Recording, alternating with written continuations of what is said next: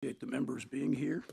We'll have an important agenda, some important things to deal with. This is the first time we've met this year. We have waited until we had numerous items to deal with, and I think we have some good ones today. The first order of business today will be approving the minutes of July 18, 2022. This was a very active group last year, led by Cindy Slater. They did a truancy challenge with the school system. They worked with Hillcrest, several other items, and really began this committee work effectively. So if we would take a look at the meeting agenda, the minutes for our last meeting, which was last year. Anybody? Make a motion. So, yes, yeah.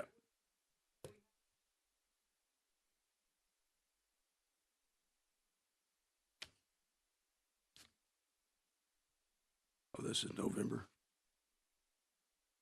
Yeah, we'll do it then. Yeah.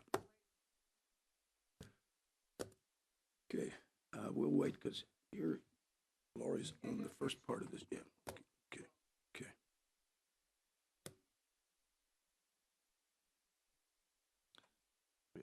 I'll overview a little bit the agenda for today while we're doing that. We're going to be basically looking at our rules and procedures to begin with. Bradley County Commission rules, I think that's probably the first place we should start. Had a very good meeting a few days ago with our legal attorney who shared with us our parameters with changes of our handbook. Lori did a great job going through the clerical items and items that we has come up with things that we might want to update, we might want to bring to the full commission's attention. This meeting basically will be equivalent to a work session because we're going to go over these, and then we'll have another meeting to actually send it on to send our findings, because you're going to add some things I'm sure that you would want to have as a committee to the future agenda that we'll put together.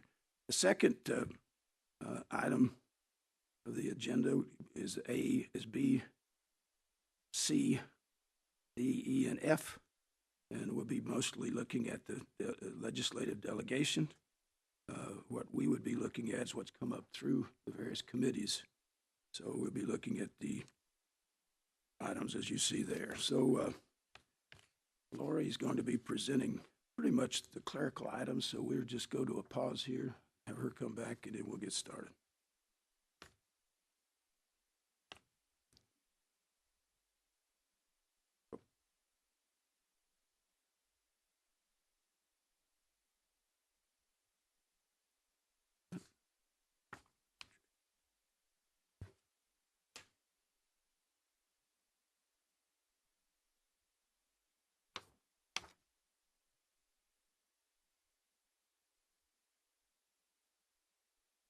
Okay, you have before you the July 18th, 2022 Legal and Legislative Committee. Give you a chance to look at that quickly, and we'll move forward.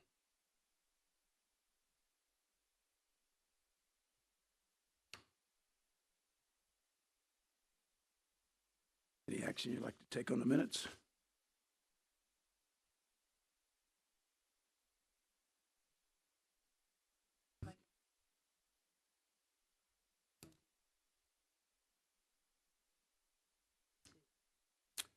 Thank you, Commissioner Slater. That's moved. Is there a second?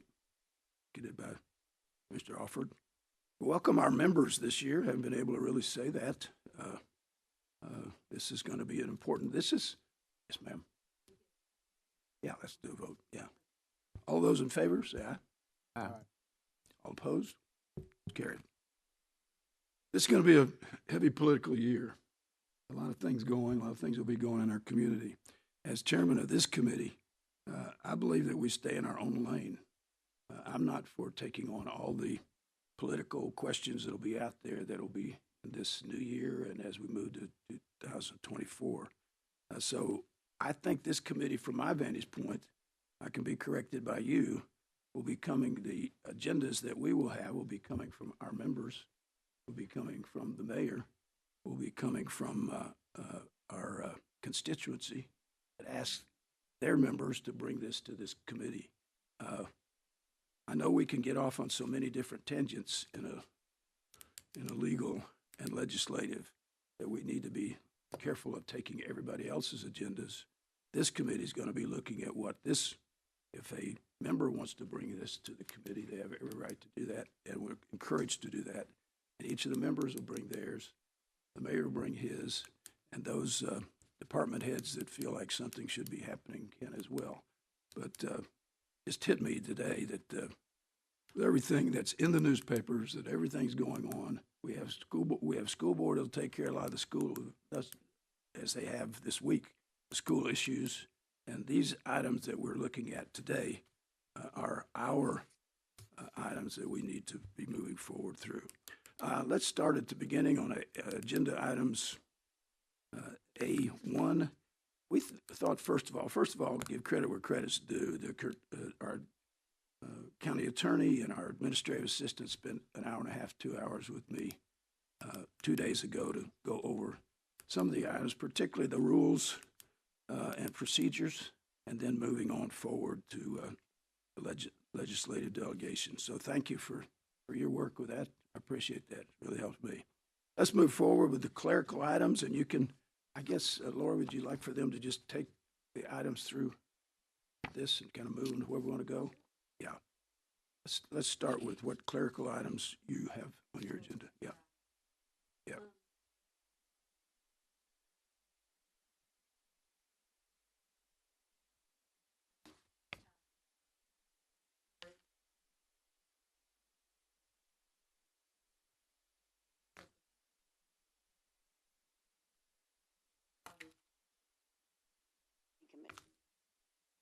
To them as the board throughout, and that was one of the things that he said. Yeah. I'm not sure anybody knows who we're talking about when we say the board. Can we clean it up and use some familiar language there? So that's one item. Under Rule 1, you can see the location of the second Monday of the month is to be determined by the county commission chairman. We all know that we meet here as put forth in this rules of procedure. Unless there is a reason to meet off-site, so that needs to be cleaned up. I mean, it's just some minor things. And then on page 2, Rule 3, order of business, you can see that the vice chairman is referred to as chairperson pro tempore, so we need to change that language to vice chair. The numbering of the agenda, as you can see, with just a quick look, is got a couple of errors in it, but then we also need to add a couple of things. For instance, report from the county mayor needs to be moved up as to be consistent with the agendas that we use each meeting date. Right. And then also you'll notice that the county mayor is referred to as the county executive. Certainly we've not had a county executive in Bradley County in quite some time, and that's another clerical item to clean up. So there's just a couple of things of that nature that we would like to clean up during this process. Just last week, a gentleman asked me if I was still on the Board of Education. I told him it's been a long time.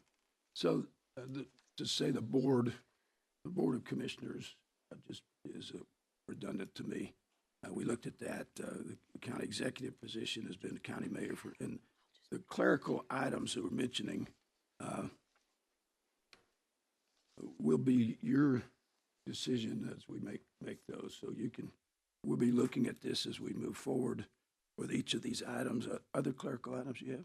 Or that was it? That's the main one, yeah. Pretty much it, Chairman. Right. For the clerical items. Yeah, yes, ma'am. Vote on these, change these today? Yes. No, we're not.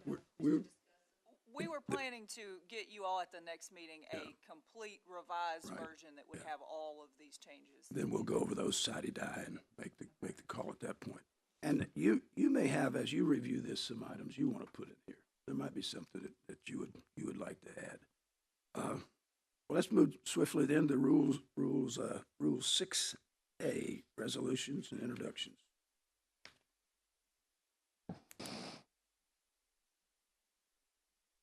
Any proposed resolution may be introduced only by a member of the board, and the clerk or chairperson shall not receive or file any resolution that is not reduced to writing and signed by at least 2 members. We have not had that enforced probably for several, my era, I don't remember, or we required that for resolution. We might want to put in how it's introduced and do our own wording as a committee. I've always thought resolutions happen from this body. When an individual has something to present, they present it here, then we agree that that should be followed up, and we get a resolution from there, and then it goes to the clerk and our team to put that together. So let's kick this one around. What do you think about introducing resolutions? Laura, you have some ideas? Did we kick around some of that?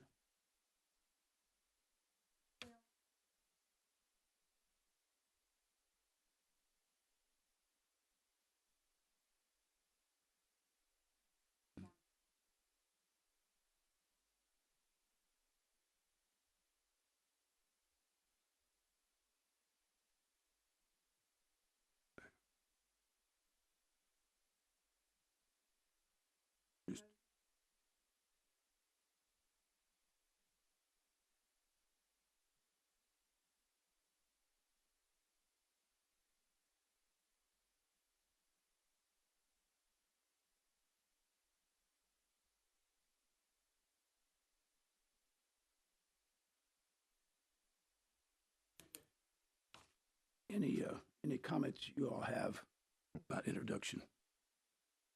Commissioner Slater.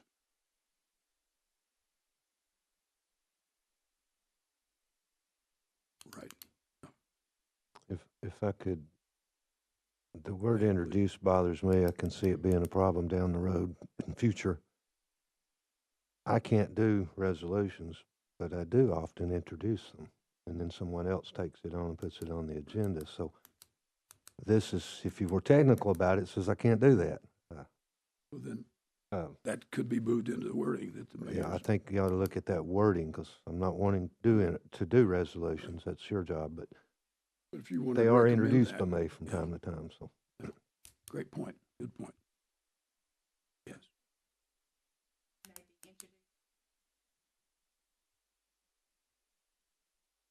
yeah, and only introduce them, because I'm not wanting to do them. But we did bring you a lot of them. Sounds good. Any other comments? This one, and I keep reminding you that this is yours to review when you have time. Look at any other items. These are the ones that kind of jumped out at us in our pre-planning of this. Any further discussion there? Rule 6. Oh, yeah. All right. Yeah. Yeah. Yeah. B. Yeah. Right.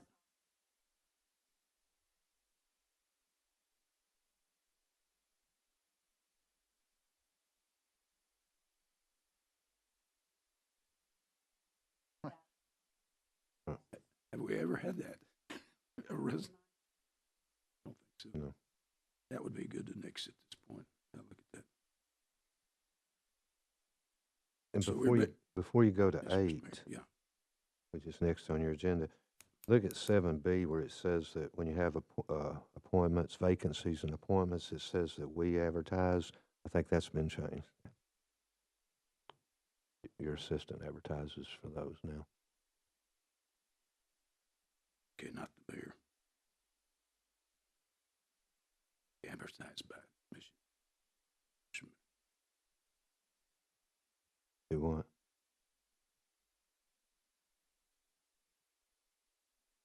Oh, Well, wanna yeah, review just the whole probably just need to work on that whole paragraph. Right. 7B? Yeah. Yeah. Okay. Right. Okay.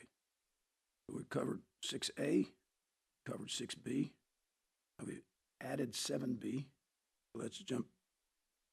We still have 6A we've done. We still have 8 to look at.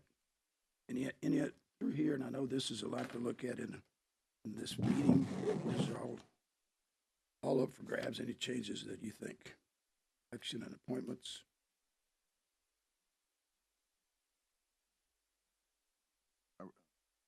we, I mean, go ahead. Are we moving to Rule 8? I was gonna tell you how tight we got into this. We looked at 7C, just if we could say A or nay, or we could say something else besides yes or no.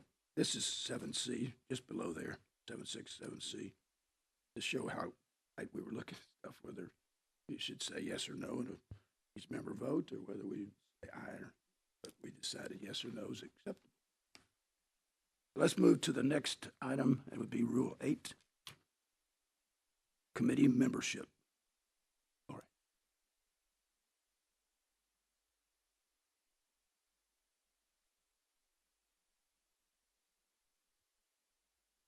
States the commission chairperson shall name the internal committee chairperson and place the members on committees based upon these requests, and it goes on. If you compare this language to the language found under Rule 16, I believe it is, on page 8, you'll see 16A, all committees, standing and temporary, shall meet and elect from its membership a chairperson. Well, we all know that every September, the county commission chairperson appoints internal standing committees and the chair people for those committees. So probably need to clean that up so that it reflects our procedure. This would be the chairperson would chair. And then also down under Rule 8, ad hoc committees. Let's see. Again, it's the third sentence there. It says the chairperson then places the members on ad hoc committees based upon individual commission member expertise and experience. And there again, it is practice for our county commission chairperson after the ad hoc committee has been voted upon and approved by the legislative body, that the chairperson appoints the ad hoc committee and the chairperson of that committee. So they do not, it's not practice that they elect their own chairperson. And this is the member.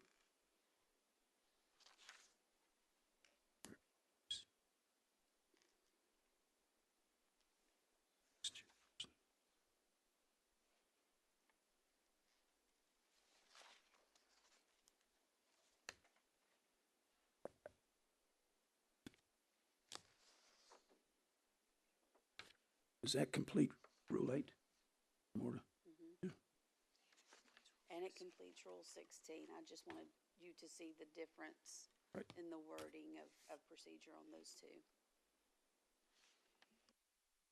Very good.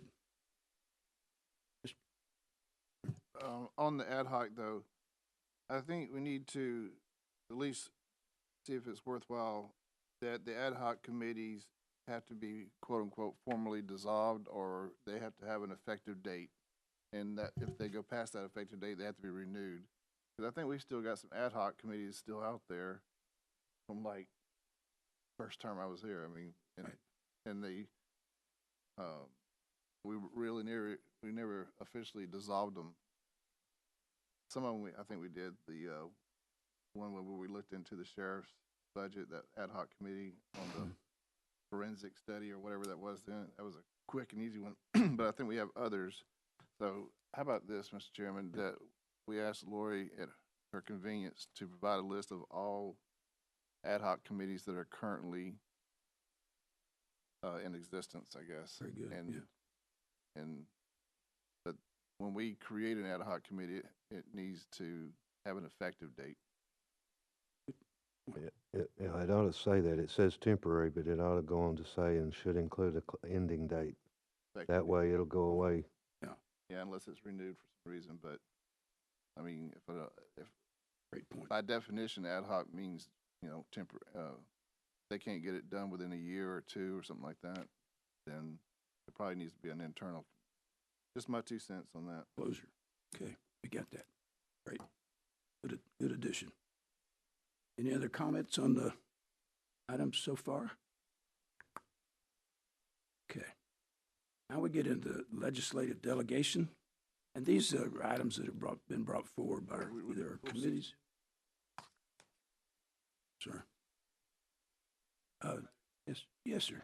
Yeah. Sure, Commissioner, yeah. Under it talks about internal committees and then external committees, and obviously understanding that internal committees are committees for the commission. But under resignation from an internal committee, it talks about any member who wishes to resign from an internal committee should inform the commission chairperson. Then it goes on to say the chairperson then appoints another commission member to fill the committee at his or her discretion. But there's also ad hoc committees out there that have people who are not commissioned, who are not commissioners.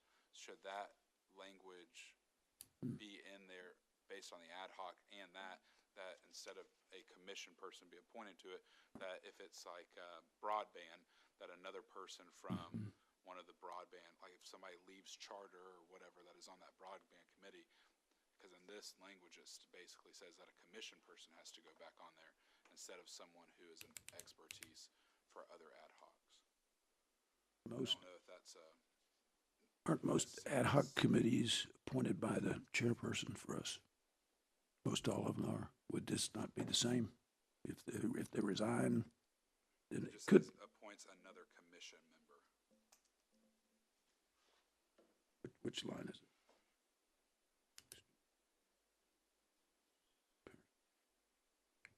it? Mr. Chairman, Yes, for ma'am. instance, on the education or the population ad hoc committee that I serve on, there are school board members on that too. So to Josh's point, if a school board member would resign, this reads that another member would be appointed to fill that position instead of another school board member. Yeah.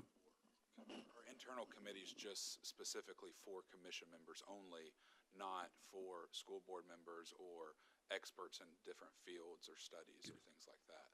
And so we have ad hoc committees that have people who are not commission members on it, and by these rules would state that those members should not be on those committees at this time. But obviously they should.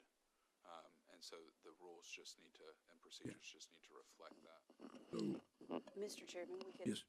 we could strike the word commission before member so that the chairperson, based upon individual member expertise and experience.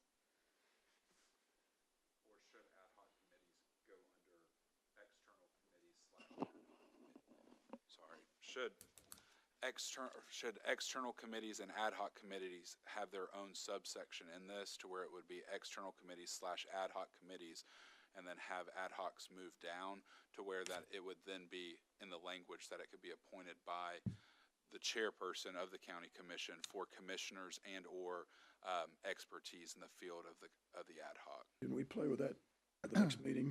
There is Go ahead. there is a difference between external committee and ad hoc, right? Yeah. I mean, our audit committee is technically an external because we have 3 civilians. HCI is an external committee.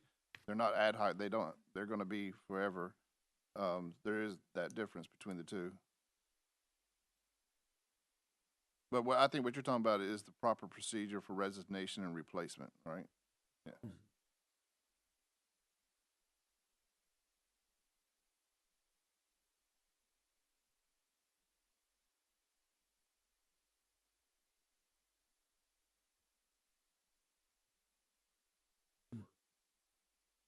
Yeah. Mhm.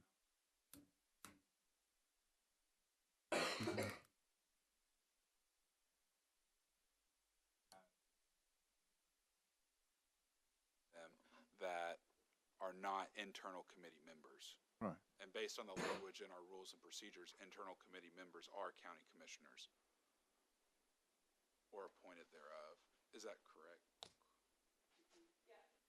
My suggestion would be that we basically create a new section that exactly looks like the one that currently says resignation from an internal committee to say resignation from an ad hoc committee, and then spell it out almost identical, but changing the language to remove that it has to be a commission member so that resignation from an ad hoc committee is addressed separately. That would be my suggestion. That's a great one. That would solve. This is policy, so we're getting into the the weeds of it, but take the nursing home board and HCI, those are district appointments.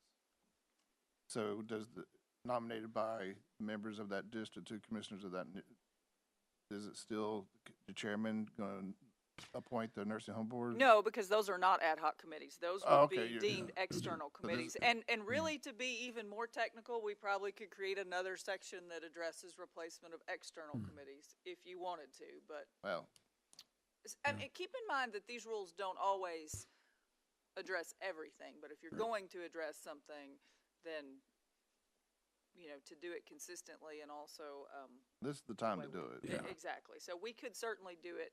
Let's But do, if we add a section for ad hocs, that would certainly address those. But I would deem HCI and nursing home as external Yeah, committees. I've always done it. My bad. so we're agreeing here that you all will put review this, take this into place, put it in your language, and then that will be the final language that comes to our next meeting. Great. Perfect. No, that was great. Thanks for presenting that. Okay, legislative delegation, overspending, budget repercussions. How we want to handle that? Mr. Chair, Sure. I believe that's the one that I asked for, and I'll say we, because Yeah. we're all one happy family. As we know, we are unaware of anything that this commission can do if an elected official or department head goes over the appropriations in their yearly budget, their annual budget. And then it's up to the mayor's office and finance director during true-ups to basically move money out of the fund balance if necessary and stuff like that. And I just would like for our legislative bodies, because can't be the only, and we've talked to the County Commission Association and CTAS and all the people, if the legislative body up in Nashville, because they ultimately tell us how we can do things, ask them in their next session, because this session is pretty much already set in stone, to look into what can the local legislative bodies, the 95 county commissions, do if an elected official just basically, well, not to be disrespectful, but bluntly just goes over their budget, knowing that there's nothing to be done except they'll probably, we in the mayor's office doesn't allow this because they move money out of the fund balance to cover those overages, so they don't get written up by the auditors, to the best of my knowledge, right? So I would just like for our legislative bodies, Senator Lowe and Representative Raper, he was on finance, both of them were on finance at one time, to basically take this up and see if there's anything that can be done. There's even the will for the General Assembly to do this. I've talked to other commissioners in other counties, and some of them were like, well, we don't really have that problem, but some of them said, yeah, we have some knockdown dragouts. So all I'm asking is that we ask our legislative bodies, like we did on the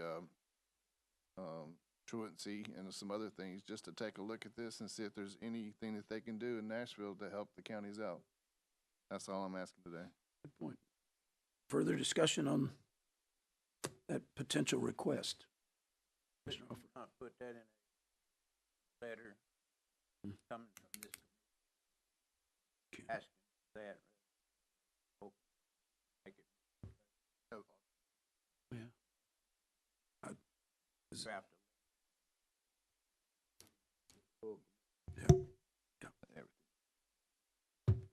You know, That's further it for the B1. Well, And yeah, I Then- mean, all these, then let's- I make too many assumptions. I'm assuming all these are gonna have to be formalized in a letter. What? and this individual, is the motion for just this individual one, or have a letter? for several? Mr. Chairman, at this time, I'd like to make a motion to, have a formal letter drafted and presented to the full commission, and sent to our legislative bodies, members, at the appropriate time. Referencing overspending of budget Yeah. repercussions. So been moved that we create a letter and send that to our delegation. Is there a second? Second. Commissioner Alford, further discussion? So we call the roll? Aye. Aye. I think, Yes. so by consensus, we agree to that. All right. Thank you. Yep. They do. We're not the only ones. Actually, I think we're pretty civil. Oh, Chairman Winter, Yes, sir. having a memory loss here. would it Commissioner be behoove us also to copy the comptroller on that letter? Mm, Because he's actually the one Yes, that controls yeah. it. He doesn't care as long as we fix it at the end of the year. Right. And- No, I understand that. The simple fix, if they'd do it, is give the county mayors the authority to deduct from the following budget any amount that went over this year, but so far, they've never been able to give us that authority. Right. That would fix it, I guarantee you, but. Mhm. That's just a comment at this point. You don't want to add it. Yes, sir. Well, They've already voted. no. Marlon, Mr. Blake and I were talking about that the other day, and I suggested the same thing you just said, Mayor. Oh, really? Are there some, Well, it's a simple are fix, they but some chairman, or are they some departments that can be done that way, or they all, you can't take away from their budget? well, it could be done with any of them pretty much. There's some that have those maintenance of everett things, Yes, yeah. like a road department, but schools, but it could be done right now with my departments. I just can't do it with another elected or appointed official. And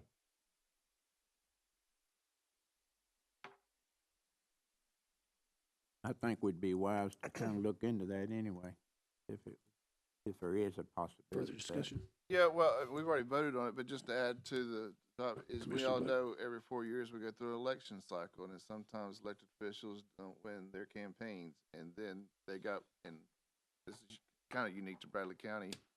You've got basically from May till the end of August to spend money, knowing that you're getting ready to have a successor. That we had that once as well.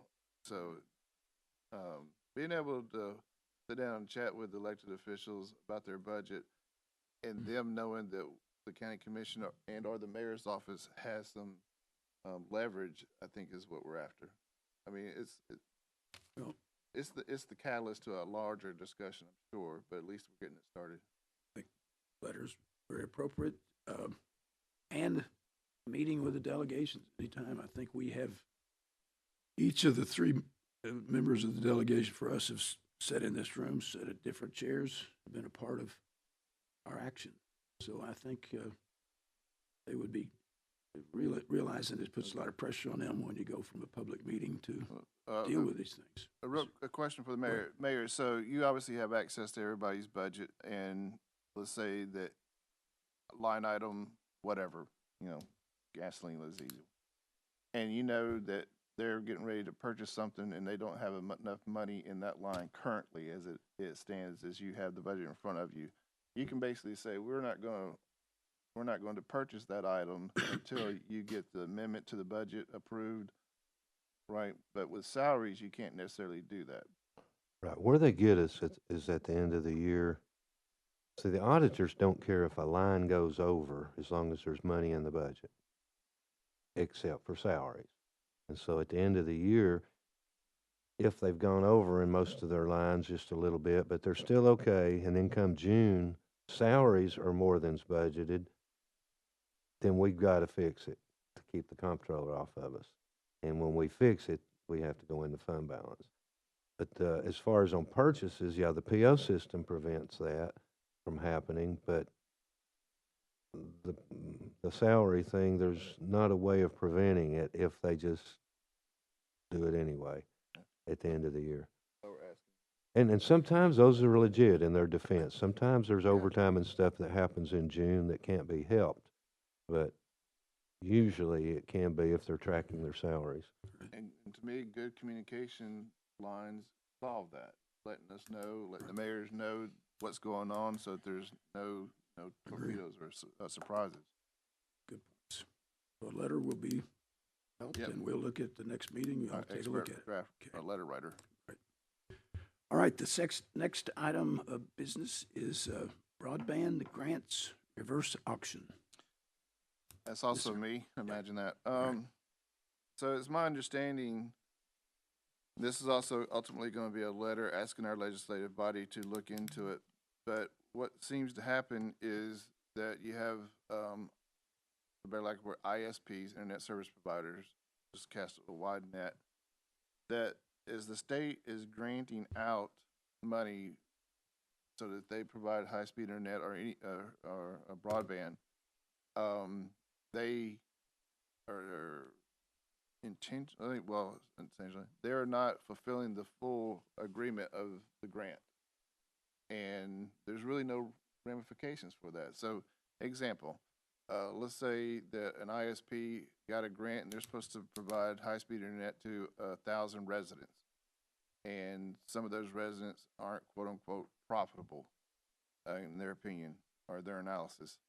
Then, they didn't fulfill the full agreement, and they just basically bake that into the cost of doing business, pay their 5% penalty, and move on to the next grant application.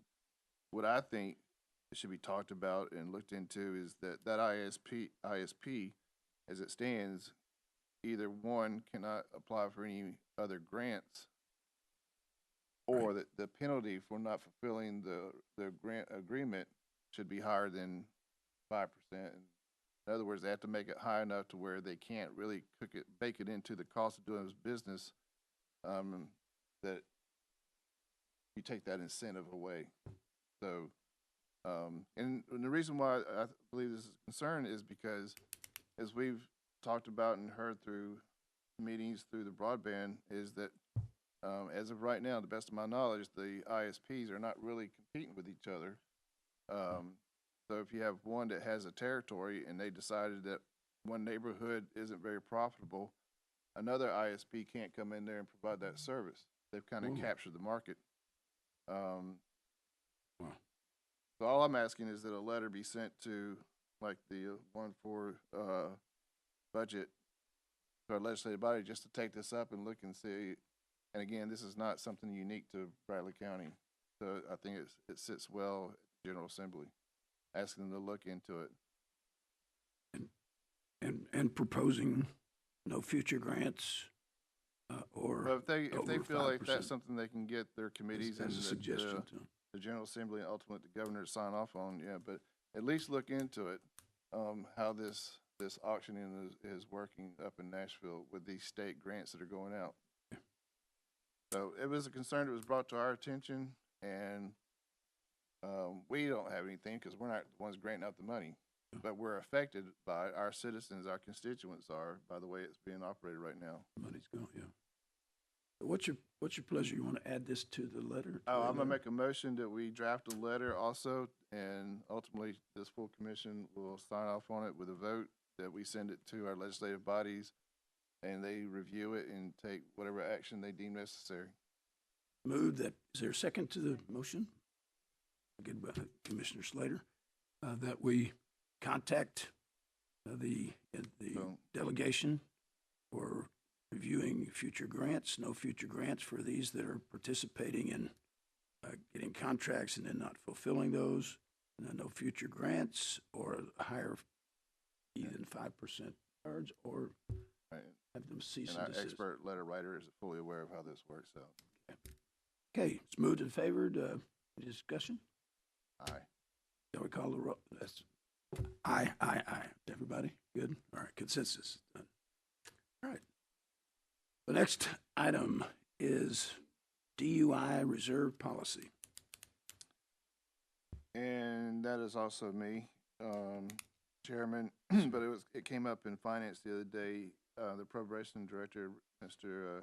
Director Kenlin, came to us, and we probably need to kind of change the thing, and this is for open discussion, really, in my opinion. But what's kind of going on right now is, we're all on finance, so we heard it yesterday, so I won't repeat everything. Right.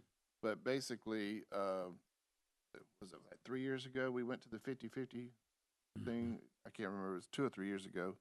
We decided to put in 10,000. The state was supposed to match any of that, and it was, it hasn't been really utilized, I guess, until recently. But what's happening is, I guess, some vendors out there are sending a bill to the state, and I believe the state's even outsourcing it to another company to handle this. And they're basically using the money that's been earmarked as our 50% portion for stuff that is not ankle bracelet related. So I think what we talked about in finance the other day was just setting aside the amount of money that this commission deems appropriate, and just putting that right now it's 10,000, into the probation director's budget, and he uses it and basically forego the matching piece of it, right? Is that what we talked about? I think so. So that was or we ask our friends again with another letter, the General Assembly, look into this and say to the state, if you enter into an agreement with the counties, you guys moved to this 50-50 deal a couple of years ago for ankle bracelets. Then when a vendor sends you a bill or an invoice for something that's non-ankle bracelet, then you should not honor that or pay that bill. It should be reserved for only when we're willing to pay our portion and the state pays their portion.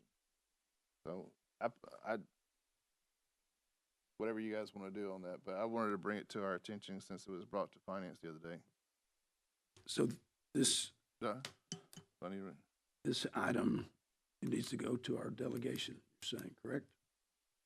Oh, Is that where you want to do with it? man, my brain's half dead. I might have went off on a tangent. This is the wrong thing. Everything I just said, forget about it. I had that on my mind because it came up the other day. What this is about, What is this? we got so many things. What this is about is, same person, is a policy put in place that that when the director, Renee Samples, gives an amount, usually it's around August or something like that, that how much money has been collected in the DUI fund, that she is directed to basically put that $10,000 or whatever amount the commission does for that year. 10,000 seems to be the right amount. After that 10,000, then it's automatically a 50-50 split between the probation director and the drug court. Is that right? So there's no quote unquote fighting, and amendments are coming to the finance committee and ultimately to the full commission, and they're both asking for the full amount, and it's putting us in a position where, I mean, we're being asked to, split the baby, as the saying goes. So if we go ahead and put this into a policy, the mayor's office and Renee will know exactly what to do without having to come to us.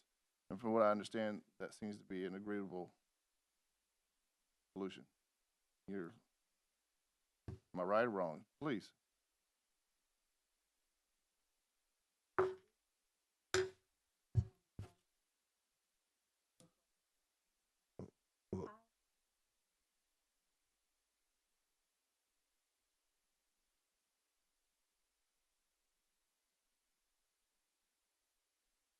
The way I understood it was, every year we have to basically designate how much we want to put in the ankle bracelet program. That's And the 10. I think he's wanting to fund the IMF fund instead of doing the deal with the state, and you won't have to do that letter, that we fund it with 10,000 and then split the rest of it 50-50. Finance voted for this, yes. So if the drug fund has, at the end of the year, 30,000 in it, that's what Renee's come up with as far as our collection, then the first 10,000 will go into the ankle bracelet program, and then I'll obviously leave 10,000 to the probation and that'll be put in their line or expense in their line. And then the drug court will have their 10,000. And they'll know right in September what they're getting for the rest of the year, and we won't have this amendment issue that we've been having for the last couple of years. Have we double-checked to make sure that that use of the money would be consistent with the restrictions? Because my recollection of that statute is, although Mr.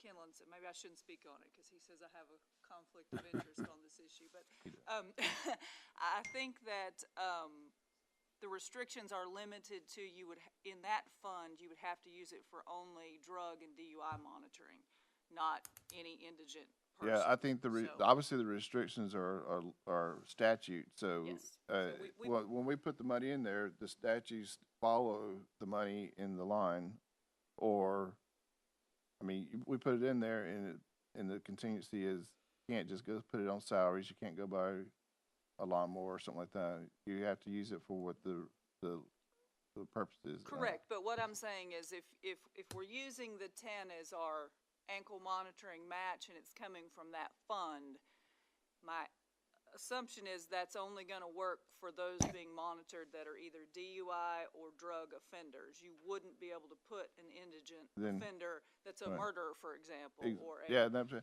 rapist or anything else.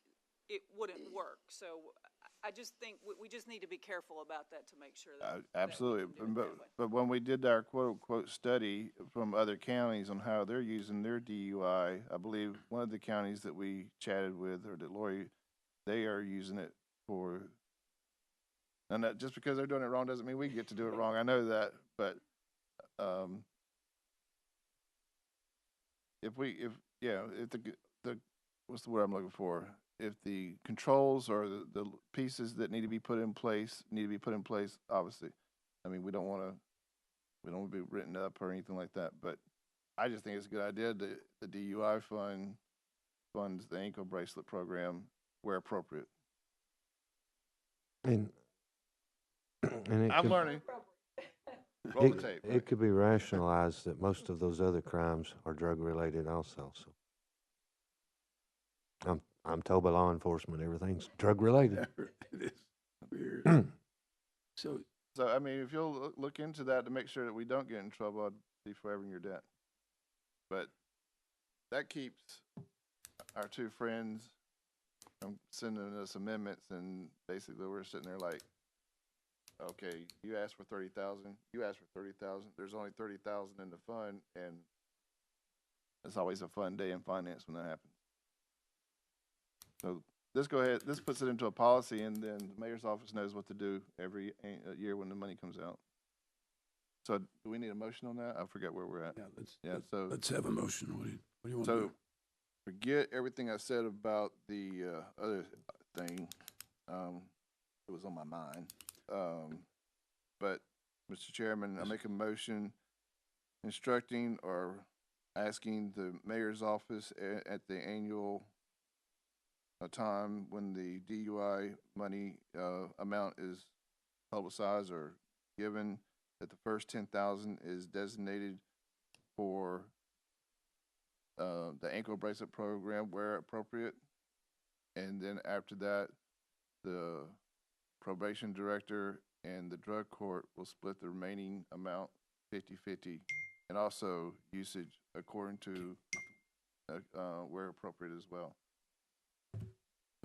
Again, the DUI fund is basically, I know it's kind of self-explanatory, but I believe it's someone gets convicted of it, a DUI, they have to go to a class. There's just fees that come along with being convicted of a DUI, and that amount accumulates over a year. That's where this money's coming from. So this motion is to reassess this distribution of funds, do it appropriately, as you've identified here. And Mayor, I don't. First 10, is it first 10,000 we get? Break it out. First 10,000 we get, and you break out the rest 50-50, or? Yeah. Okay.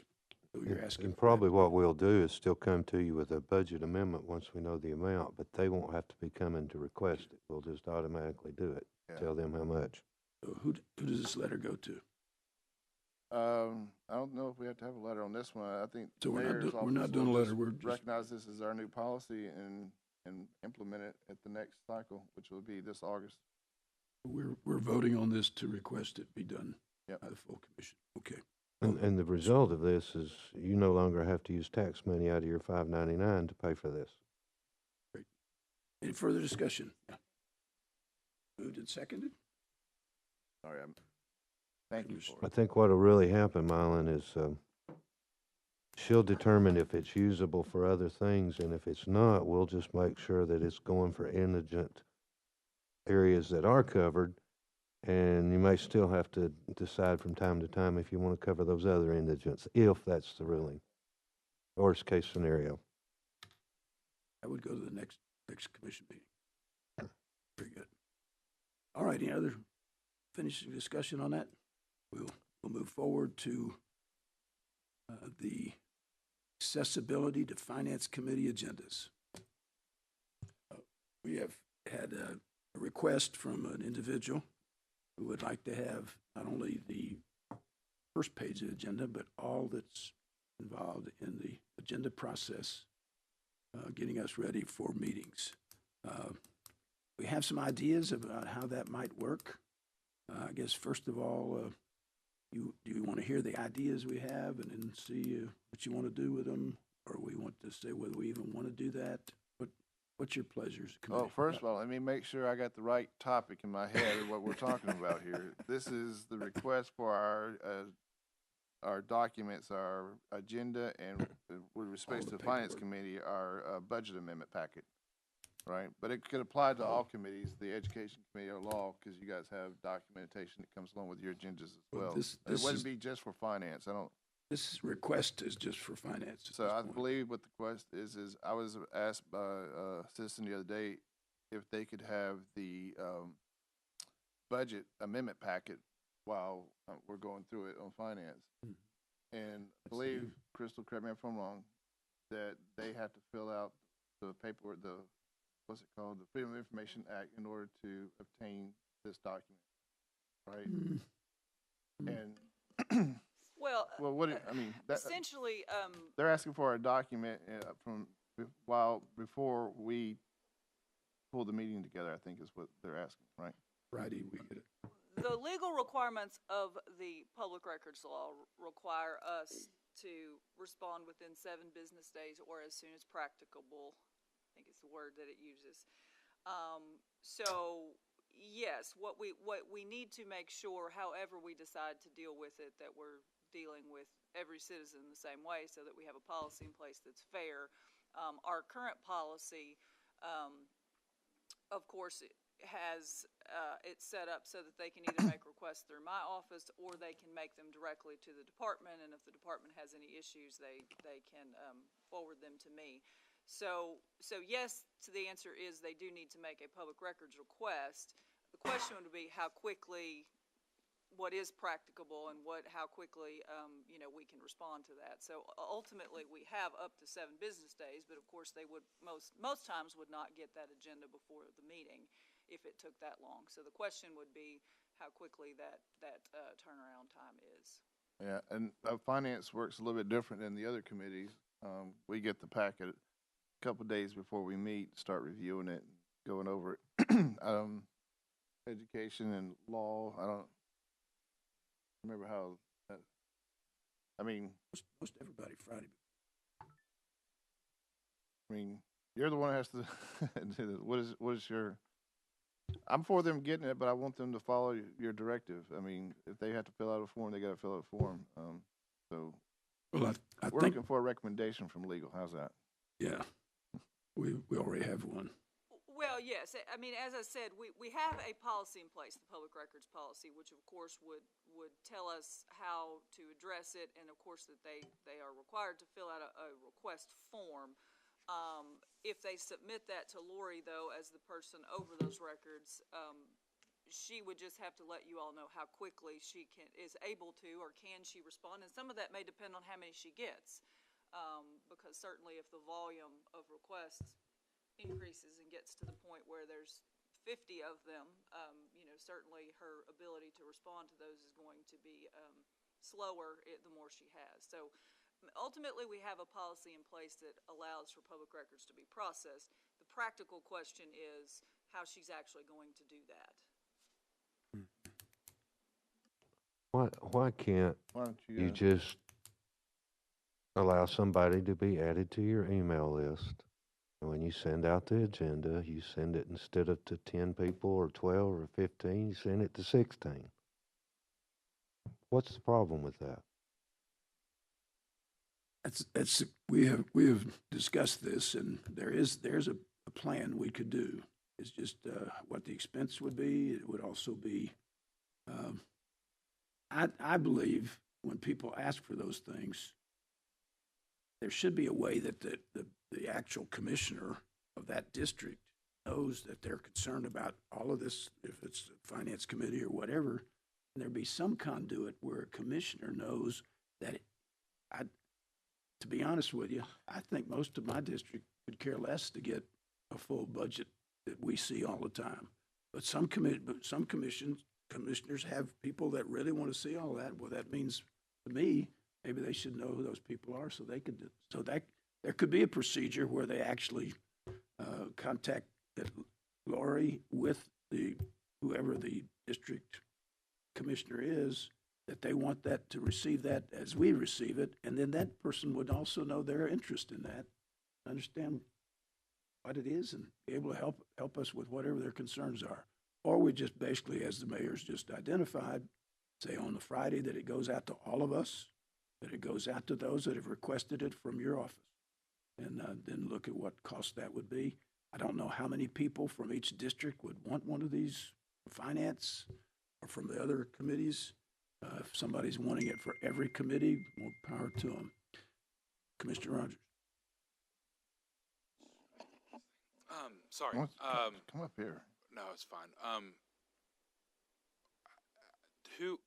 just have a question. Who updates the website for the Bradley County Commission that has the minutes and the agenda placed on it?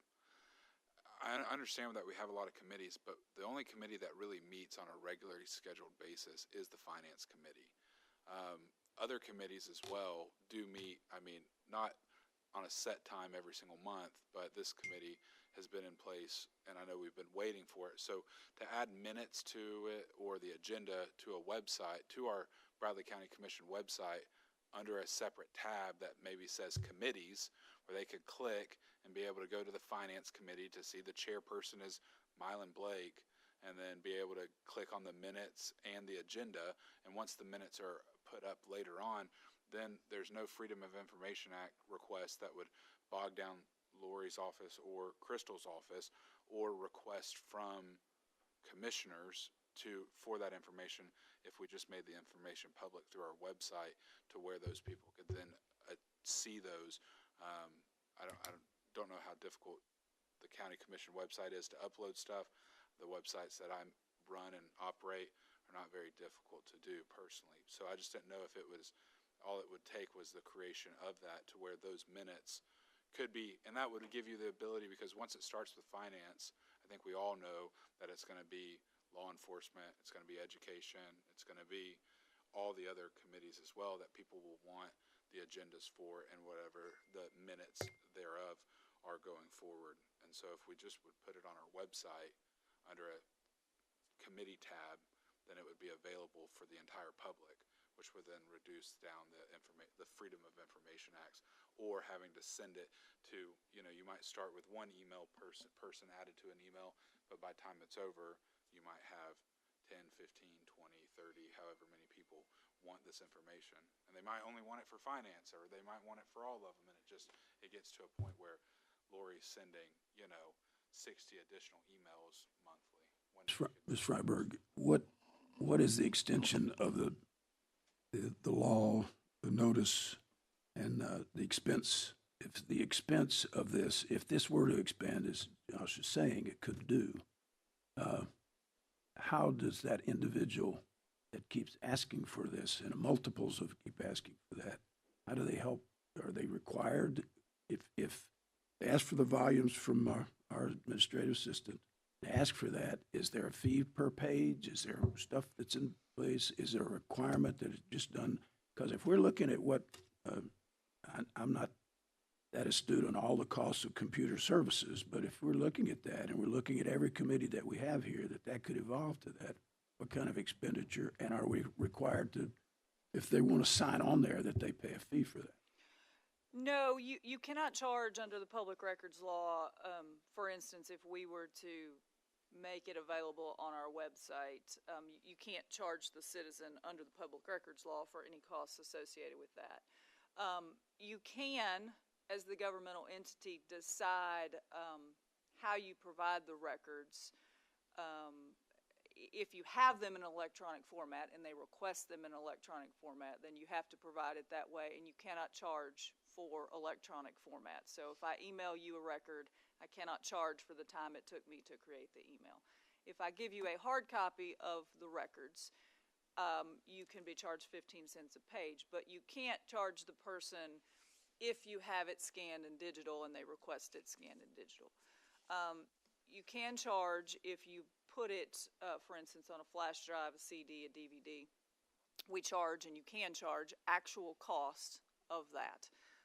So typically we charge, I believe, $10 for flash drives, $5 for CDs, and so you can charge for those things. But you also can charge if it takes the employee who's doing the request more than 1 hour to respond to the request, i.e. gather the records, make whatever they need to do as their part of it. You can charge the employee's hourly rate in excess of 1 hour. But if responding to the request takes less than 1 hour, you can't charge for that either. So that's probably more than what you wanted. But yes, there's very specific things that you can and cannot charge for under the public records law.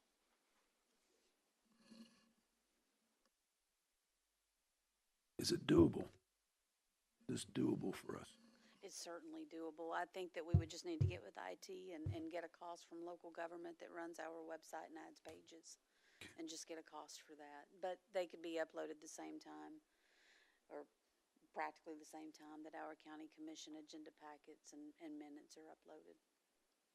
So is it possible to, between now and the next meeting, to have how that plan could come about? How you would need additional assistance to do that, or what the projected expenditures would be that way, time-wise as well as otherwise, with your workload? Surely.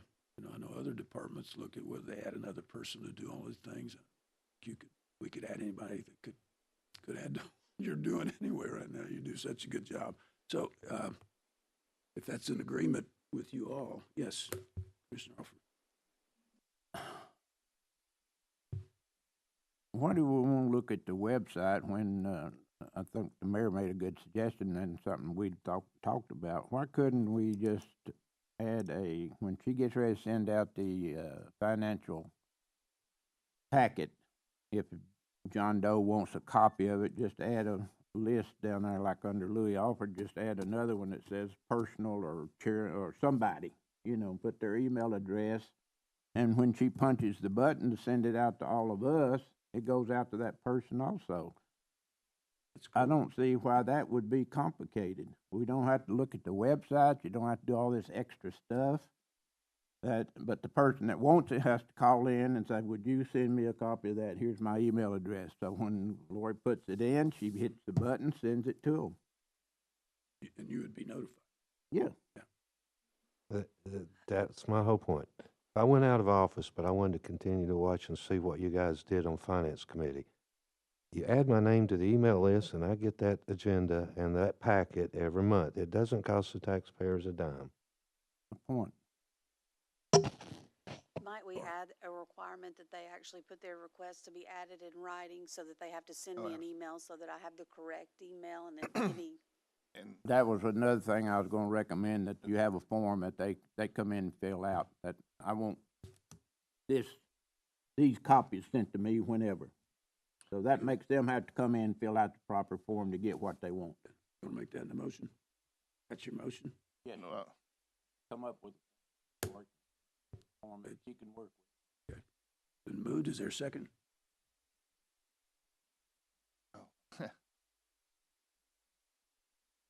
did it get a second? No. Well, I'll second it for discussion. Doesn't mean that's something I'm gonna vote for. Been seconded. The adding them to the email and getting them to, I guess the form is gonna speak a lot to it. They're gonna say what documents they want or from what committee they want. And, I'm sure you guys get emails where you're still on somebody's email list from 1999. I mean, they're gonna have to, it's at an annual level, re-up, something like that. And when you send out the email, if this goes through, blind copy them on there, because you guys get the emails too, where you get the email and the two has got everybody's email address for the last 5 years on it. But so if you blind copy, I can't see this person's email. That's the whole concept of a blind copy. But I'm not totally opposed to putting it on the website as well, at the right time, because that actually helped me a lot, because we're going to these devices and we're going to be using that website to pull the PDF and stuff like that. So I don't see that that's a bad thing. I can see us doing kind of both in a way. But there is a cost to it. We're going to have to get with local government. Adam, how much did it cost us in general terms when we changed it to put the agenda? We put the agenda in minutes on there, right, for the full commission. Then we had to pay local government $200 or a couple thousand or something like that. That was prior to my time, but I know that we get so many calls per month for minor things. For instance, when we added the video link to that same page, I don't think they charged us at all for that. Oh, okay, good. Because it was a relatively easy fix. So if you're assuming that you're operating from the same page and not creating a second page altogether, I would hope that maybe it would be no cost to do that.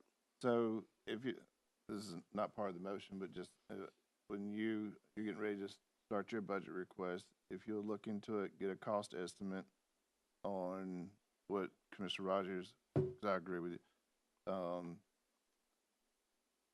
much that would cost for local government to set that up. Lori will do the same that she does for the agendas and the minutes and upload them for the committees, something like that. I mean, Okay. if you'll look into it and get us a cost, if it's a couple $100, I think it's worth it. If it's going to be thousands of dollars like the HCI form, they quoted us, what, 100,000 or something? It wasn't worth it. Mr. Chairman? Yes. I mean, my preference would be we don't put the burden on Ms. Moultrie to do that, because today it's the finance, tomorrow it's going to be education, next week it might be road department. So why would we not put it on the website and have the citizen go to the website and pull it off? I mean, so if I want it for education and I want it for finance and I want it for road, is that 3 requests I have to fill out to have my email added to 3 different emails from Ms. Moultrie? I mean, what I was thinking is if you want the amendments to the budget amendment packet that we get, you need to specifically say that that's what you want, but you don't want the road list that we just, this thing, whatever, you don't want this. So that's why I was thinking is you got to specifically say what you want, or all of the above. I don't know. I mean, And I'm not opposed of making the information available.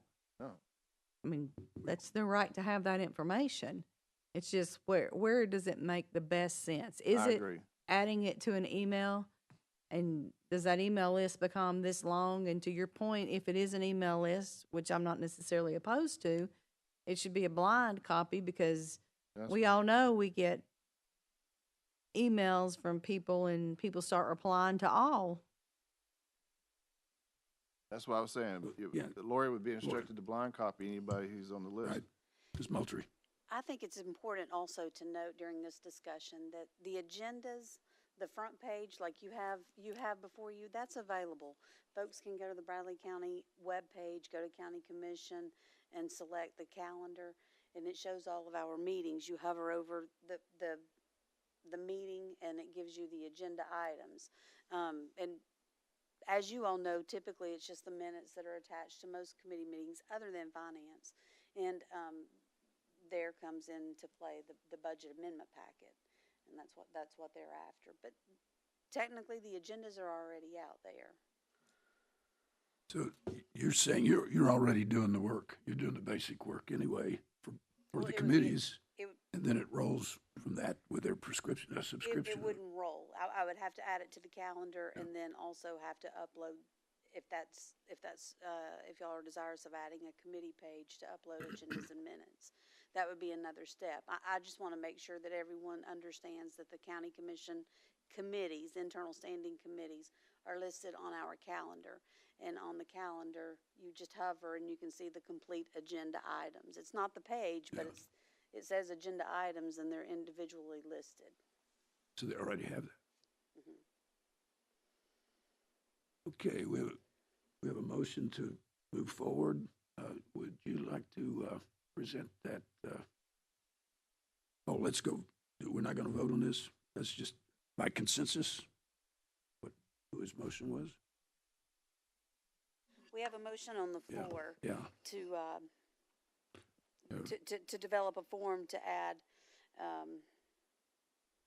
a public email to the distribution and to require information to be requested on the form, such as which committee, which documents you prefer, Submit and that. to provide your address, your email address, et cetera. Aye. Second. It's been moved and seconded. Any further discussion? And will this be a form that has to be filled out yearly? Or is it forever? And I amen? would suggest using the public records form. That's what Lori and I were talking about. The public records request form has all that information on it. You have to, it tells you who you're submitting it to, your name, your address, your email, and then you specifically have to designate what records you're requesting. What Miss Lori will have to make sure she does, though, is that she does ask, and she can certainly seek clarification. If you get a public records request and you do not know what the person is requesting, you have the right to reach out to that person who's now given you an email address and phone number and seek clarification. You also could take the position, I do not accept prospective public records requests, meaning if the record doesn't exist the day you make the request, legally you don't have to accept that. Certainly that's one way to do it. Another way would be to make them put a time period that they're making that request. So that would be up to Lori as she's processing these forms and making sure she's clear on what she's supposed to be providing. But technically and legally speaking, a person can only request records that exist on the day they make the request. So after I have heard you opine on that, to me it makes more sense that they go to the website and they pull it themselves off the website if they want it.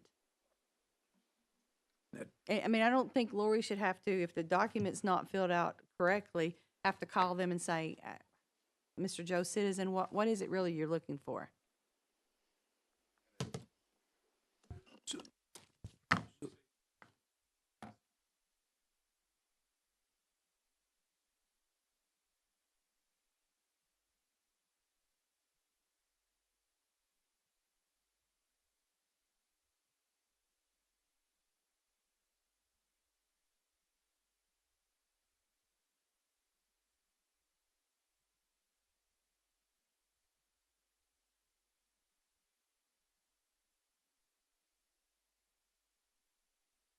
Requesting to be on the list.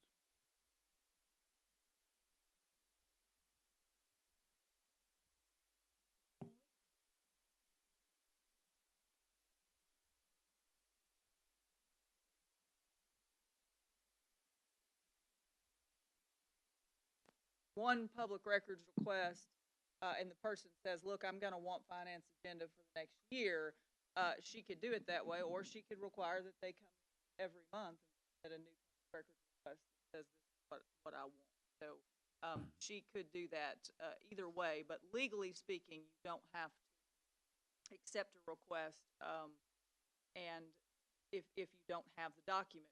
What you're supposed to do within 7 business days is respond, which the response would be that record doesn't exist, and then you responded.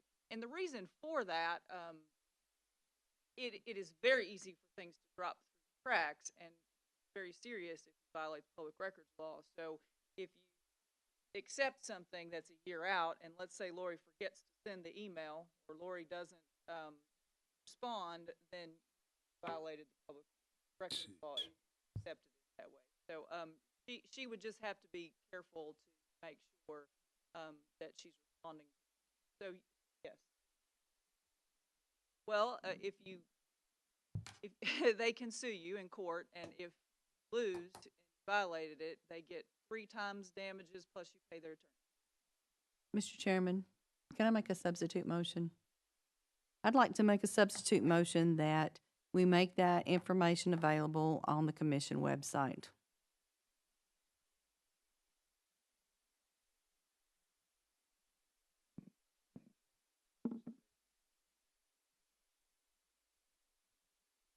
Is that foregoing the email thing? Yes.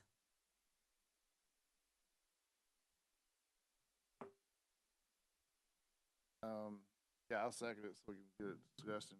So we're just gonna have to get a cost estimate on that. I mean, I'm willing to, $200, not like the HCI form that cost us $1 zillion. So to me, my decision is gonna be how much does it cost to do this? Because adding somebody, blind copying somebody is easy. It doesn't cost anything. It's just more headache for her. I get where you're going. And then, you know, what if something happens to her? She becomes ill, she's not here, they don't get the information. We all know that it will become an issue if people don't get the information in an email. Oh, yeah, and we know what happens, huh? Well, No, please do.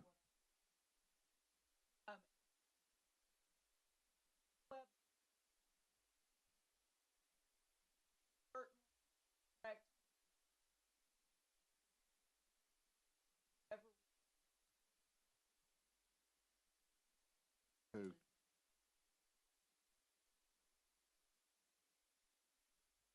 have that.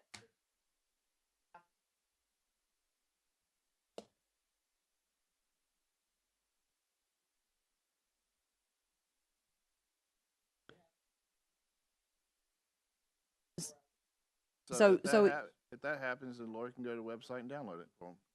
But they would. So, and They if they wouldn't don't get have it. an email, then they can't be on the list to receive the email. And they wouldn't get the packet in advance of the meeting, because as we all know, a lot of times we hold the email distribution till 4:30 on Friday because we're still waiting on pieces of information. No way to get it transmitted to snail mail before.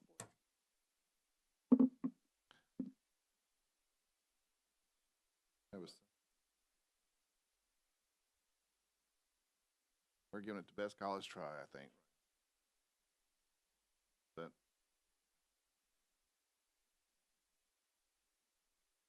pending the cost estimate, And, right? I mean, yeah, we want to we'll have the vote here, but we'll say that the how next fast will meeting, the government get back? you'll bring a report back. I mean, you gotta.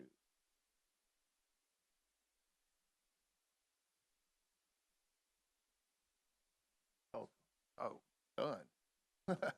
You won't have any problem with me on that. So as we make it, this will be the second motion on this we'll make. Yeah. We want to hold you give us a report back how this could be done at the next meeting. If it can be done financially feasible, if it can also be done to meet the needs that has been considered here, if others can come on board, how we would protect ourselves at the same time if they were concerned about it all. So we will meet again. We have to meet anyway on the other items here to identify that we're going forward with this and get a whole new rules and procedure that we'll submit to the full commission. That's going to be done within the next 10 days. You could put a pencil to it, what cost would be, your time, and what your recommendation of you've heard all that's been done here. And we want to look out for you as well as look out for our constituency and for us to get the communication out that needs to happen. So let's vote on this motion. And then if whatever. I have one more question, Yes, Mr. Chairman. yes, sir. So if we're gonna meet again in the next couple of weeks, should we just hold this till we meet again and you have the cost? So you want a table? It's move the table? Don't table. Don't need a table. You don't like table? We don't like, okay, let's postpone to the next meeting. Seth, I guess. Okay, somebody want to make that motion? Yeah, there's a pending. Go to the website, pending Estimates. contingent on it. Comes in a couple $100, so it 1,000. So in the meantime, if I would request a packet of your finance agenda next meeting, and there's no cost to do that, you're not willing to add my name to that email list and send it to me as a citizen taxpayer of Bradley County. I don't know why, if there's no cost, you can't add my name to that email list and get it sent to me. I may not have the web page at home, but I do have email. I may not have email, but if I do, why can't I request it to be emailed to me before you vote on it? I'm just thinking of the taxpayers.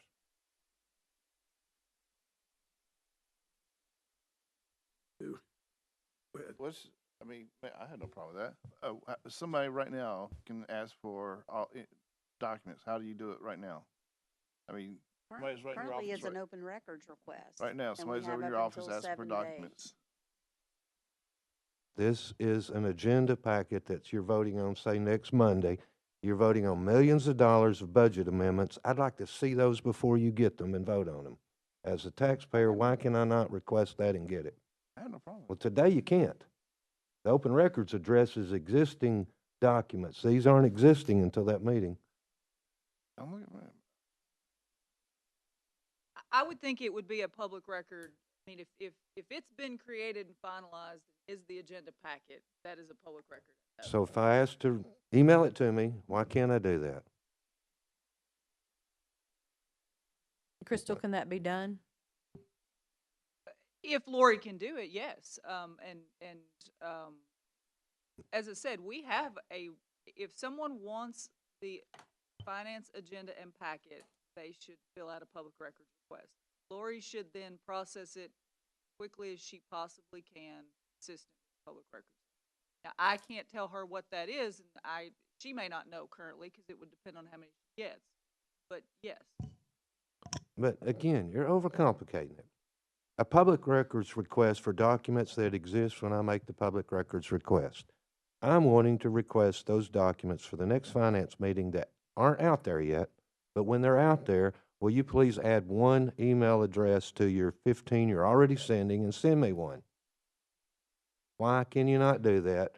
Why do you have to go through all this discussion and argument about it? It's something this commission is voting on, and they're voting on spending taxpayers' dollars, so why can't I see it before you do it?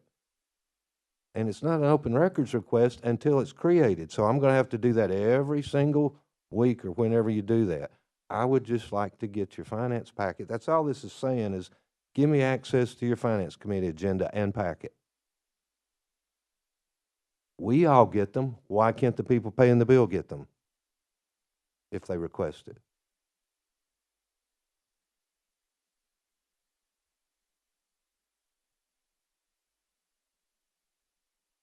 Well, the answer to that is if we can, we certainly could. There's nothing in the public records law that prevents us from that, certainly.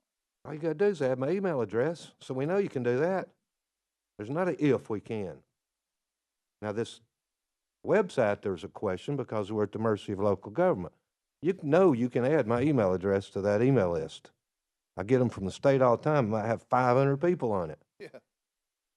And it does not list their email address, by the way. It lists their name. It would say Gary Davis, in other words. It won't list my email address. Mayor. But there's 500 names on there, so they hit one button one time. It takes no longer than if it's 499 people. Go ahead. I don't know who you're arguing at. I mean, all I was trying to do is protect when I said that about the email addresses, if it has your name on it, all you have to do is double click it and that'll show your email address. Anyway, Lori, until we get, this is my opinion, Mr. Chairman, Go ahead. and, Commissioner Slater, Louis, Mayor, until we get it finalized on the website, and it costs is the piece on that. If someone asks you for the budget amendment packet, if you'll be so kind as to just include them when you send it out, or if you want their own email with just constituent email and put it in a group or something like that, we should have this finalized here in a month or two. I'd be forever in your debt. So this is another substitute motion we got here? Just like you But it's just saying It's to a use, request to our administrator, it really, I'll withdraw my motion. And then you'll need to withdraw your, well, 'cause yours was, she was a substitute to yours, right? Unless you don't want. Why should I withdraw it? That's exactly what the mayor was talking about, is what I proposed. you, And we've already voted to do it.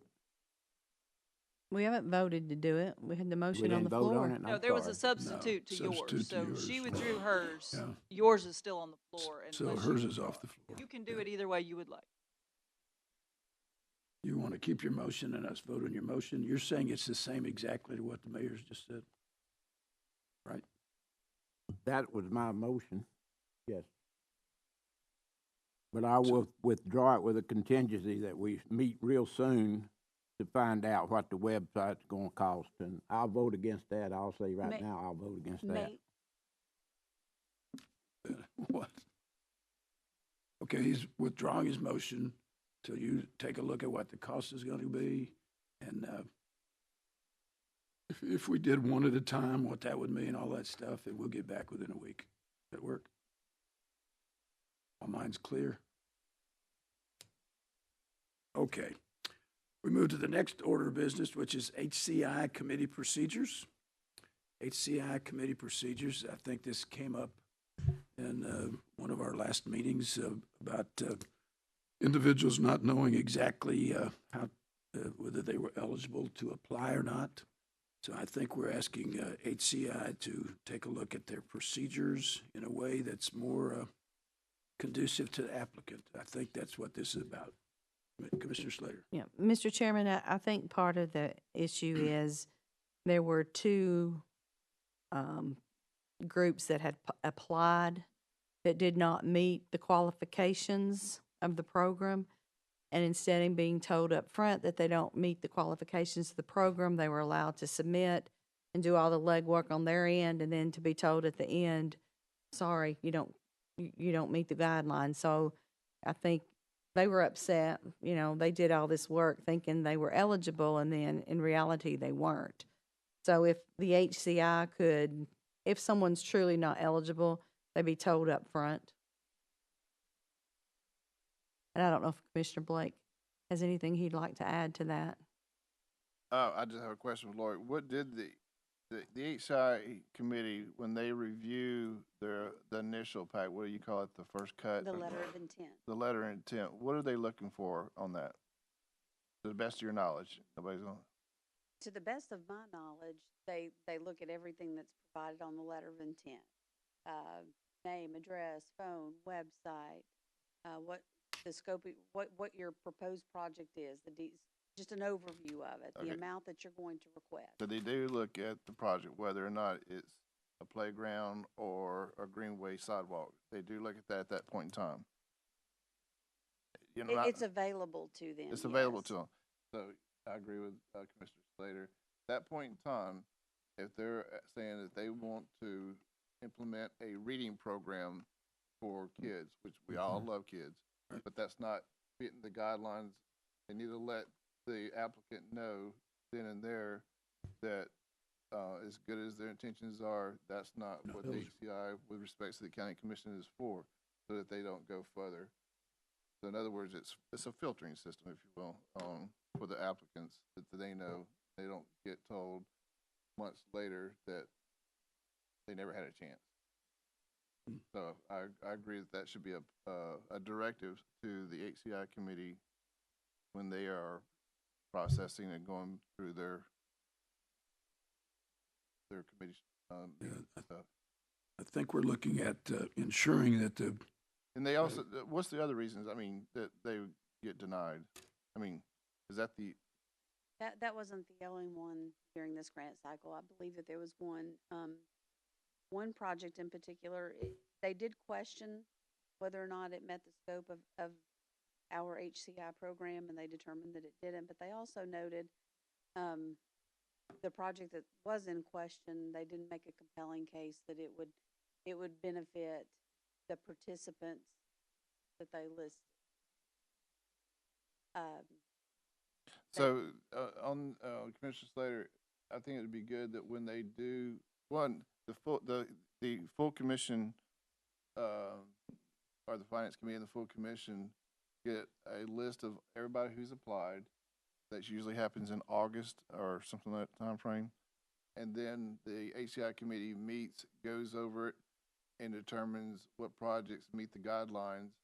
We get a list of who is moving forward, and we get a list of who has just been quote unquote denied, so that we're aware of this as well. Not that we're deciding that, but just that we're aware of it. I think that would be prudent. But Do you agree? But that control needs to be put in place beginning, so that we don't have what Commissioner Slater just described. I think you're basically asking that to be more clear and more conducive to giving full information to the applicant before they get started. Right, I mean, So if the that they applicant know- doesn't qualify, which they should know at the beginning if they would qualify or not, based on the project, then they should not be asked to submit a full proposal.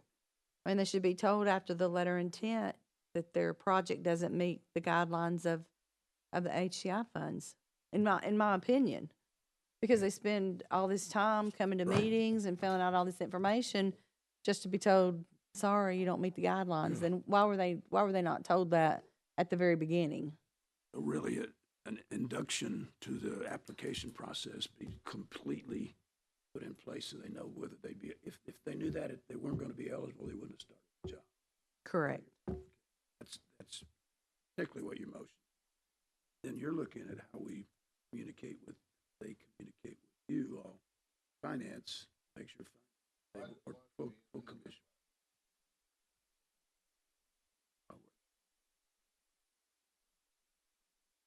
Been moved and seconded? I don't have a motion, we've just got some. Oh, I thought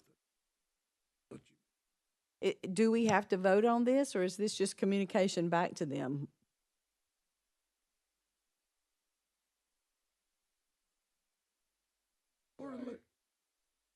Or a letter, you're saying a letter to send to the chairperson to ensure that.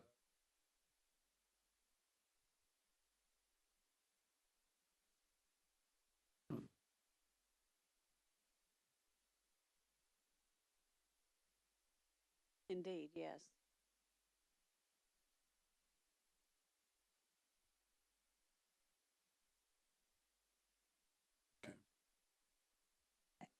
Might I add one other item for thought? I think that there is some subjectivity what a capital project truly is.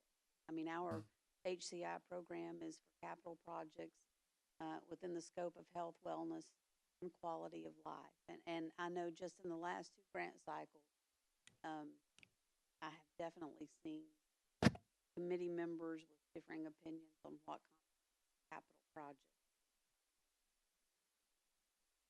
But the IRS has clear guidelines as to what determines a capital project. There should not be any ambiguity in there. Mm-hmm. I don't believe. You chuckle, sir?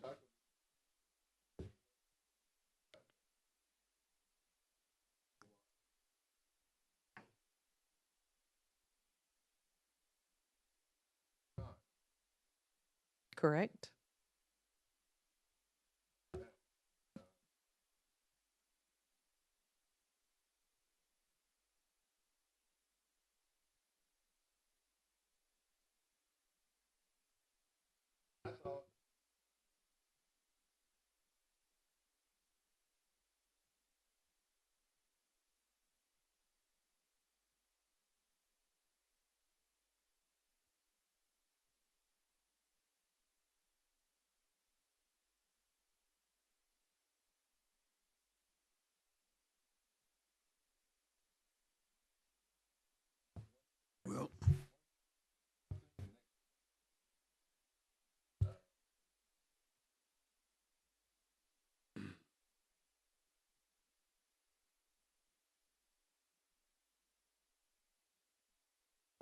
this is legislative committee. We could do a letter that would just be sent to say, please be more specific in the application procedures. We appreciate what you're doing, but at the same time, there are people that are disappointed that didn't know ahead of time. So We'd like to Lori, keep that. you brought this to our attention. What do you need us to do? Give a better definition of what a capital project is? Oh, yeah. Well, we got to be careful getting into HCI's business and what they're doing. At the same time, make sure that the public is being served in a way that can apply and they know they shouldn't be eligible anyway in the first place. So you didn't make a motion per se. So do you want the chair just to send a letter? Is that where I could send that to their, who is the HCI? Lisa Stanberry. Or that this is a challenging time with certain proprietor where we're not communicated with well. Shore that up. So that we want to build policy. The letter would actually need to come from the county commission rather than Will come out recommend.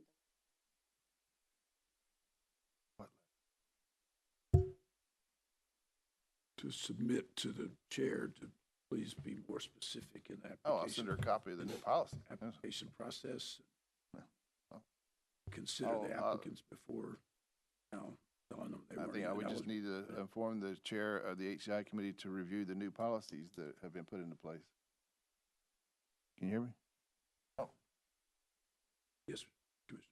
Since we're gonna be meeting again pretty soon, why don't we just bring HCI committee policies and procedures in here and make any corrections other than the one you're talking about? We possibly could make that correction too, but there might be a couple other things we might wanna look at before we go ahead and revisit all that. That's why you're a chairman emeritus. That's why that is. Yeah, yeah. I buy in that as chair. Is everybody comfortable with that? They don't, Very good. HCI doesn't meet again until August anyway. But we can still get their procedures and take a look at those. Very good solution. Thank you. Okay, the final resolution procedures. What are we talking about? Resolution Is procedures. that me? Oh, hopefully this is an easy one. Hey, Mr. Chairman, yes. I think we talked about this 2 or 3 years ago, but when we have a resolution, and the mayor has resolutions, we have resolutions, as you saw, and you look at the General Assembly, they put what is called a physical note attached to they're calling bills, resolutions. I think it's prudent for us, it's a good practice that we have also a physical note attached to it. We talked about this a couple of years ago, and I get there's a little bit of overkill on it because the budget's been passed and expenditures have been appropriated into the lines and everything. I just think it's a good practice for the author, especially on the commission, to put a physical note and give it. It makes it cleaner, in my opinion. So the requirement would be if you're going to introduce, and even if there is no cost, then put 0 in there that the cost is. I mean, we had a resolution not too long just to change the agenda items. Obviously, there wouldn't be any cost to it, but you would still attach a physical note and easy. But the requirement that a physical note be attached to resolutions, I think, is a good idea, and I submit it for everyone's consideration. What do you think? What do we think as a committee And it should be added? I include the mayor because the mayor has resolutions coming out of his office as well. Most of his stuff has already been thought about with the budget process. It's in there in verse, but I don't think it adds too much burden to put it there. So Is this all resolutions? all resolutions, yeah. Because you don't want to Mr. get into Chairman. you don't want to get into resolutions. This is a resolution requires a physical note, and this one doesn't. Commissioner Slater? Can you give me a specific example, what that would look like? We Just talked about make that the one other up. day. I'm sure you can do that. What's the last resolution? What's the last resolution? The water one? No. Water one. then it would basically, and I'll, in the form, I mean, it's gonna evolve, right? We took our best guess at it the other day. We took a template from what the state does. But basically, what budget year it's gonna be, right now, we're in the 22-23 budget. It will be, if the next budget will be the 23-24, obviously. What fund, what account, and what line item the expenditure is gonna come out of? And is it a recurring or non-recurring? Keep it simple, but at least it's its own document on the expense side. And it would be attached to the amendment? It'd be attached to the amendment, towards the end. It's what the state does, and I know that when I go look at their bills, I read, they put a little bit more descriptive than theirs. It's helpful to me that, you know, you're reading the resolution, you got whereas, but then you can see the actual monetary implications of this resolution. It's just an idea that I had when I was looking at it. We talked about it a couple of years ago. And if we think it's overkill, so be it, but I just thought it was something I would bring to this committee. They had a fiscal note attached to a resolution. I just add this with ARP. A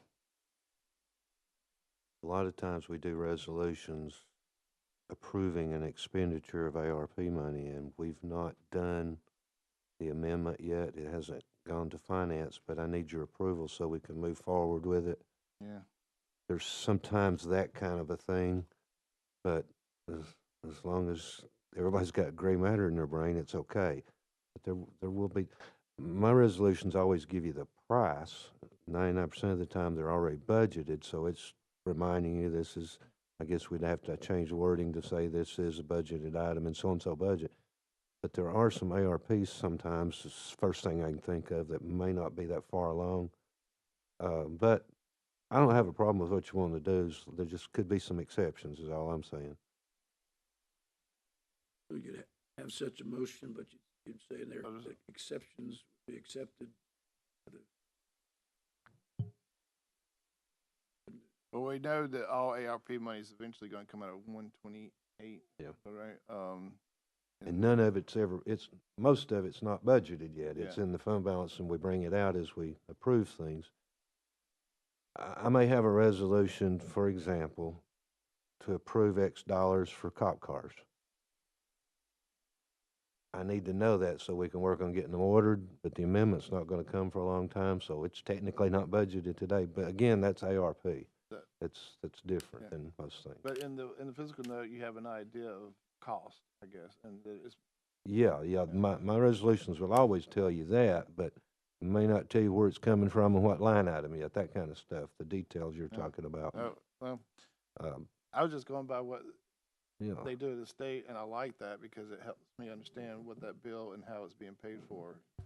And I thought well, mine will say it's paid for out of ARP funds, so it would tell you that. It just wouldn't tell you the specifics. And eventually, ARPs are going away. So, yeah, right. So I don't want to start off this by making an exception, but that ARPs are unique. It's a different thing. I just didn't want you to say, well, you sat there and didn't say anything. But, you know, I'm looking at this. Road committee sends a resolution, and we want to rename all the street signs. Only an example.